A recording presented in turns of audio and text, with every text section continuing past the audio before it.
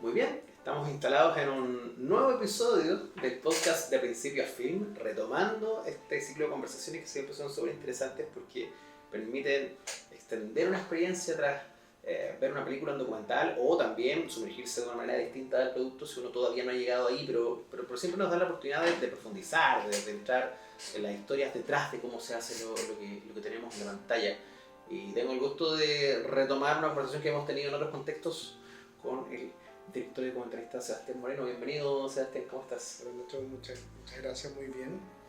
Gracias por acompañarnos. Sebastián es el director del gran Coco Legrand, documental que ya por supuesto está en todos lados para poder ser disfrutado, revisado, visto, comentado. Un trabajo donde figuras en los créditos como director, pero también estás en el guión, en la producción, en la cámara, entonces es como involucrarse como a full en algo como esto. Y lo primero que llama la atención es frente a una figura como importante del mundo del entretenimiento como Coco Legrand, la génesis del proyecto. ¿Dónde aparece esta idea de poder abarcar una carrera, una trayectoria como la de Coco Legrand en un documental? Bueno, primero que nada por el gusto de hacerlo. Así, Así, por el mero claro, placer de retratar una figura como Legrand era importante porque hace rato venía dándole vueltas a hacer algo sobre humor.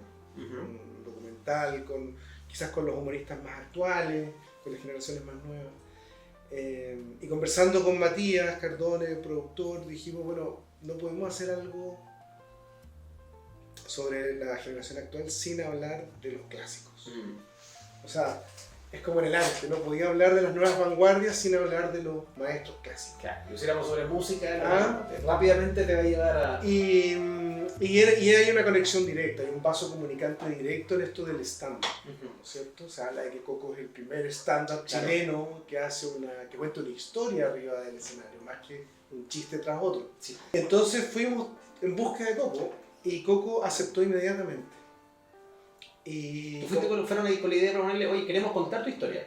Hacer una película documental sobre ti y sobre tu trayectoria como artista. ¿No? La visión era hacer una gran recapitulación de la vida artística de Coco desde sus primeras apariciones, Sí. que eran bastante inéditas, o sea, al presente, digamos, a poder seguirlo porque estaba todavía activo, estaba trabajando, ¿no? Se estaba presentando, estaba viajando por Chile, subiendo y bajando de aviones, entra y sale de los hoteles. El contexto es muy bueno también, porque estás en una figura en plena actividad, que en el fondo que tiene la trayectoria y la historia para contar atrás, pero también hay mucho presente. Exactamente, es un seguimiento en el presente que va de a poco entrando en la intimidad de Coco, de su familia y de su historia personal. Y el vínculo con Coco Legrand es un vínculo de admiración, de conocerlo de antes, en otro contexto. ¿Cómo llegáis a...? Bueno, yo creo que como cualquier chileno, yo nací el año 72, en los 80 era muy joven, pero sin embargo, los chistes que circulaban eran del Coco Legrand. O sea, el primer chiste con el que yo me hice el gracioso era del Coco Legrand. El primer chiste que me pedían que contara. ¡Qué bueno! Entonces, imagínate, yo creo que, o sea, como nos acordábamos de los cassettes que se ponían en los viajes a la playa, que hasta el día de hoy se siguen escuchando en algunas casas, no el cassette ya, sino que los audios digitales, pero creo que muchas generaciones vivimos con este telón de fondo, este sonido que nos acompañó en muchos momentos. Claro, hay una época también, yo te lo comentaba también antes de empezar a grabar esta conversación, que a mí me produjo a ratos viendo documental harta nostalgia, en el sentido de una figura también muy presente. Mi casa, como tu casa, fueron las casas de Chile, donde Coco Legrand entraba como una suerte de discurso transversal, época donde había, no sé, 2 canales de televisión, lo que pasaba en la tele era visto y comentado por todos los demás, una época, claro, que para quien consume medios actualmente puede ser difícil de imaginar, pero era otra manera de vincularse con cosas como esa. No, absolutamente, pues Coco de alguna manera iba más haciendo un retrato de la sociedad chilena, del momento que se estaba viviendo. Una de las cosas que fue súper interesante entender que Coco estudiaba, no solo él, un equipo de personas que lo acompañaban, hacían un estudio bastante sociológico del momento país, digamos, ¿no? En base a eso se construían los guiones y eso claramente funcionaba porque los shows duraban a veces 6 años. Claro. O sea, no era una temporada de 2 semanas. Podía sostenerlo mucho tiempo. Y se iban de gira por todo Chile, entonces al final tenían que armar, montar el escenario, digamos, en camiones y se iban de gira porque ellos terminaron llevando sus escenografías, sus escenarios a regiones, porque no habían teatros que pudieran albergar el espectáculo como ellos querían. El documental va alternando este seguimiento de Coco Legrand, ahora de Coco Legrand, un veterano del humor, con mucho camarín, con mucha intimidad, también con preparación, que hay una cosa súper interesante de cómo se acerca y lo combina con el archivo. Y ahí te quiero preguntar también, en primer lugar, por ese trabajo de ir a la imagen hacia atrás, porque también es ir al pasado televisivo, es ir al pasado de la industria de entretenimiento, rescatar archivos. Eso tuvo que ver como con la biblioteca personal de Coco Legrand, acceder a cosas como antiguas rutinas, presentaciones en antiguos estelares. ¿Cómo se hace eso? Sí, bueno, Coco tiene guardado, Magdalena, su mujer, ha guardado celosamente todos los archivos de los espectáculos que hicieron. Yeah. Y ahí había un registro muy valioso, personal, y bueno, y las fotografías también íntimas de la familia. Y después estaban los canales de televisión. Canal 13 tenía mucho, Sábado Gigante fue un lugar estelar para Coco. O sea, bueno, sí, y Mario Kreuzberger. Mario Kreuzberger que lo apoyó y siempre lo invitó, entonces creo que... Y que habla bastante en el documental. Y que es protagonista en el documental, por cierto. Sí, o sea, él vino de Miami a darnos la entrevista. Ah, mira, bueno. Fue súper generoso. Qué interesante eso, porque también te quería comentar a propósito del proceso de hacer esta entrevista, que habla Jaime Azúcar, habla Maite Montenegro, habla su familia. Hay hartos que no son para nada secundarios, o sea, hay gente que tiene mucho protagonismo para contar la historia del Coco también a partir de su propia experiencia. Sí. ¿Cómo fue acercarse también a toda esta gente? Bueno, era un coro que era importante incorporar porque aparecían en los archivos. En esta búsqueda que tú dices que hicimos, o sea, vimos muchas horas de material y claramente fueron apareciendo personas que están vivas, activas, y entonces intentamos ubicarlas y accedieron la mayoría a darnos una entrevista. Lo más difícil de ese archivo era decir, bueno, ¿qué dejamos y qué no dejamos? Sí. Como qué chiste poner para que funcione. Es como un problema feliz acá, el documental con más acceso y no, la investigación más entretenida que me ha tocado hacer, pero claro, riéndose todo el rato, revisando material, extraordinario. Fantástico. Pero, claro, ¿cómo dejo el chiste para que funcione además? ¿Cómo lo corto? ¿Cómo lo editas? Sí. Eso fue súper complicado. Fue difícil porque los chistes de Coco eran largos. Se demoraba el remate, ¿no? Era... Claro, él lo dice también cuando defiende su estilo, dice, yo no soy un collar de chistes, yo te cuento un cuento acá, una observación, llega un relato, y bien por él, para el documentalista que tiene que seleccionar cosas más complicadas. Sí. Así que yo creo que esos fueron los desafíos, digamos, cómo sintetizar, sí, ¿no? En esta combinación del presente con el pasado. Pero funciona, y uno está viajando todo el tiempo a su propia historia, a tu propia historia, en qué estabas tú en esa época. Tiene mucho de eso también. Sí. Logra llevarte a esa nostalgia de una época. Esa experiencia como de espectador es muy bonita y es muy real. Uno también se ve como, uy, ¿cuándo habré escuchado por primera vez esta rutina con el Coco ahí con la banda presidencial, haciendo el discurso del pan y el circo, cuando no les puedo dar pan ahí en el circo? Y acordándome también, hablábamos del formato cassette. Hay unas imágenes muy bonitas también de seguidores y fans que lo van a ver y que les llevan los cassettes de los 80 para que se los filmen. Mira desde cuándo te conozco también. Entonces, tú contas al principio que también tiene ese vínculo de conocerlo y de mirarlo de siempre. El Coco era como un amigo que iba a la casa. Estuvo siempre presente, y también después mi mamá me invitaba a ver los shows de Coco en el Teatro Circus Coquet. Ya, buenísimo. Y acercarte al personaje a este nivel de intimidad, porque ahí está un montón de presente. Verlo ahora, verlo en este viaje final, además es muy explícito para hablar del retiro, del conflicto del final de una carrera, de cómo enfrentar eso. También es un acceso único a otro personaje, no es el que vimos siempre en la tele también. No, pues cambia, todos vamos para allá. Sí. Y eso fue un privilegio, y yo creo que un acto de confianza enorme. Porque verte mayor, más vulnerable, no es fácil. Mostrarte así, creo que es un tremendo valor de aceptar que la vida es así. Bueno, yo no conocía a ese Coco más joven, a ese actor más hilarante, sí, más físico también. Más físico, lo que hablábamos recién, ¿no es cierto? Esta cosa como de clown, claro, poner los ojos fijos, mover mucho los brazos. Una brazos. agilidad enorme. Poner 6 voces en un relato. Y cuando empezamos a trabajar y a acompañarlo en sus giras, no teníamos idea que esto se iba a terminar en 5 meses más, ¿no? Yeah. Fue bastante imprevisto. Coco ya estaba pensando en el retiro, ahora como todos los artistas ya se había retirado varias veces. Sí, hay autores también. Porque busqué en los archivos lo encontré. Ya, hizo varias despedidas antes. Es muy notable, sí, yeah. pero es una táctica, yo creo, de los artistas. Interesante. Pero no, fue notable, Coco fue muy generoso, nos abrió las puertas como equipo, confió, porque también vio seriedad de nuestra parte en el sentido de que lo que dijimos fue lo que fue ocurriendo. Sí. A mí me gusta mucho trabajar de esa manera. O sea, yo no prometo cosas que no puedo cumplir. En el sentido de que, mira, esto es lo que quiero hacer, hasta aquí voy a llegar, y si tú me permites acceder, yo puedo realizar tal cosa. Y así fue como ocurrió. Y esa confianza se agradece mucho, porque confiamos mutuamente en que esto podía salir bien si se abrían las puertas de trabajo. ¿Cuánto tiempo lo siguieron en este proceso? El seguimiento duró como 6 meses, 7 meses, aprox. O sea, bueno, de las giras, lo que 5 o 6 meses, y luego seguimos grabando. Seguimos grabando, después fuimos a ver a sus hermanos, a Rengo, donde está la viña Torreón de Paredes.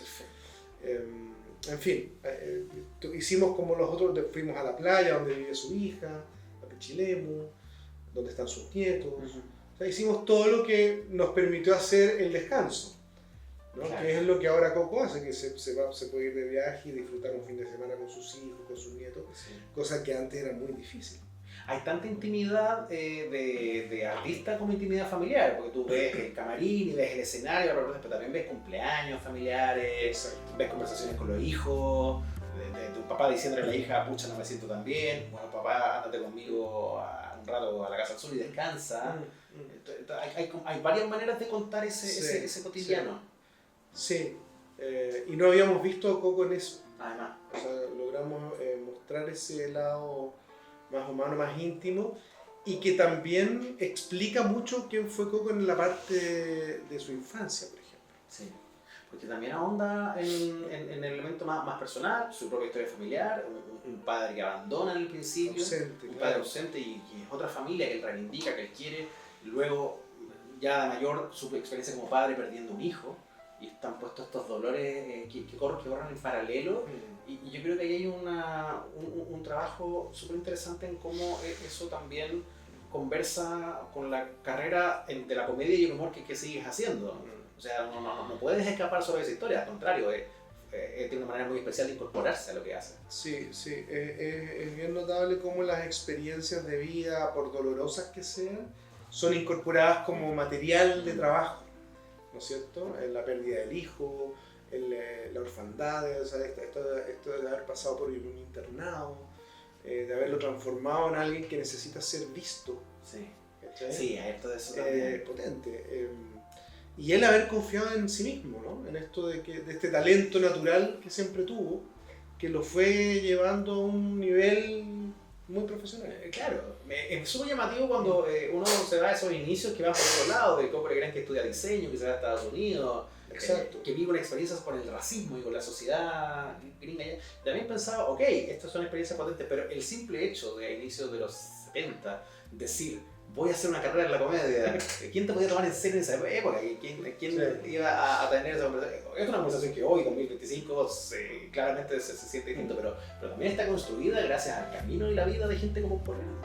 Sí, claro que sí. O sea, él más que nada confió en sí mismo y recibió apoyo, yo creo que principalmente de su familia, de su padre y su madre, su padre adoptivo y su madre. Y luego, bueno, ir tomando las decisiones correctas también.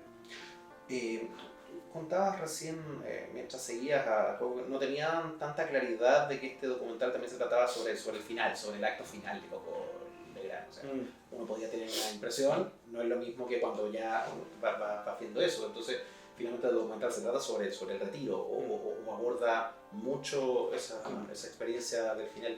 ¿Cómo fue eso en términos de las emociones cruzadas ahí, porque ya no era solo decir, oye, vamos a hacer el homenaje en vida o vamos a hablar de esta carrera. No, pues no fue algo premeditado. Claro, no fue ocurrió y lo incorporamos inmediatamente a la película. ¿Y qué pasa con el Coco ahí, con esa vulnerabilidad del retiro también expuesta? Yo creo que él lo asumió bastante bien, ¿eh? Ahora, de todas maneras, siempre un poco a regañadientas, ¿eh? Yo creo que él por él seguiría un buen rato más. Sí. Es asombrosa la energía que tiene Legrand y Roberto Grimm, que es su productor y manager. Y su escudero. Son como un matrimonio, sí, dice, ¿no? Hay mucho, pero sin hijos. Claro, tal cual. Porque son realmente una dupla muy power y de dos hombres mayores, adultos mayores, que siguen trabajando, la siguen haciendo. Y eso es bien impresionante. Yo creo que es muy de una generación también que transformó su vida o lo que les gusta hacer en su trabajo y no pararon, o sea, lo dieron todo. Y es bien notable ver esa capacidad de trabajo en gente tan mayor. ¿Qué experiencia te parece memorable de este seguimiento tan cercano al Coco Legrand? No solo lo que pudiste filmar, las cosas que pudiste conversar con él, verlo en distintos momentos. Imagino que eso va cambiando también cuando uno hace memoria, pero ¿qué cosas te fueron quedando? No sé, yo creo que la precisión del rigor del trabajo es una cuestión bien impactante.